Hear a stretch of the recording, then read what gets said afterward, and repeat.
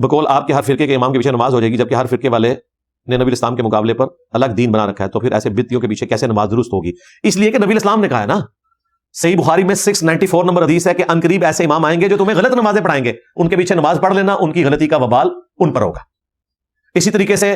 صحیح بخاری میں اس سے اگلا جو قول ہے وہ سیدنا عثمان کا ہے، جب اصحاب نے ان سے پوچھا کہ مسجد نبوی پر فتنوں کے امام کا قبضہ ہے، ہمیں خطرہ ہے کہ اس کے پیچھے نماز پڑھ کے ہم گنہگار ہوں گے، ہمارے امام تو آپ ہیں، تو سیدنا عثمان نے کہا کہ نیکی کے کاموں میں ان بدعتیوں کا، ان باغیوں کا، بلوائیوں کا، یہ میں کہہ رہا ہوں، یعنی چونکہ وہ